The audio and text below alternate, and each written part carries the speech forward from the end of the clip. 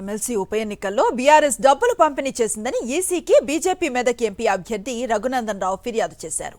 BRS గుర్తింపును రద్దు చేయాలని ఫిర్యాదులో తెలిపారు. డబ్బుల పంపిణీ ఎలా జరిగిందో పాన్ నెంబర్, సంస్థ వివరాలను సీఈఓకి ఇచ్చినట్లుగా వెల్లడించారు.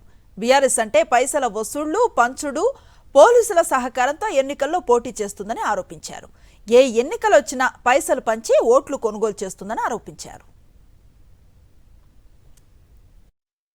తెలంగాణ రాష్ట్ర సమితి అనే పార్టీ నిన్న జరిగినటువంటి ఖమ్మం, నల్గొండ, వరంగల్ పట్టభద్రుల ఎమ్మెల్సీ ఎన్నికల్లో విచ్చలవిడిగా డబ్బును ఖర్చు చేసి ఇన్కమ్ ట్యాక్స్ ఎగ్జామ్షన్ పొందినటువంటి అకౌంట్ నుంచి 30 కోట్ల రూపాయలని బదిలీ చేసి ఎన్నికల్లో అక్రమాలకి పాల్పడినందువల్ల టీఆర్ఎస్ ఎలియాస్ బీఆర్ఎస్ పార్టీ యొక్క ఎన్నికల సంఘం వద్ద రిజిస్టర్ అయినటువంటి ఆ పార్టీ యొక్క గుర్తింపుని రద్దు చేయాలని ఎన్నికల సంఘానికి ఈరోజు దరఖాస్తు ఇవ్వడం జరిగింది. బీఆర్ఎస్ పార్టీ మెయింటైన్ చేస్తున్నటువంటి అకౌంట్లు, ఇన్కమ్ ట్యాక్స్ నుంచి ఎగ్జంప్షన్ పొందినటువంటి పాన్ నెంబర్లు, ఇతరత్ర పూర్తి డీటెయిల్స్ని ఎన్నికల సంఘం అధికారులకు అందజేయడంతో పాటు టీఆర్ఎస్ ఎలియాస్ బీఆర్ఎస్ పార్టీ దాని నాయకుడు చంద్రశేఖరరావు గారు వాళ్ళ ఎమ్మెల్యేలని అందరినీ ఆ పార్టీ గుర్తింపునే రద్దు చేయాలనేది భారతీయ జనతా పార్టీ నాయకుడిగా నేను ప్రజల ముందు ఉంచుతున్నటువంటి విషయం.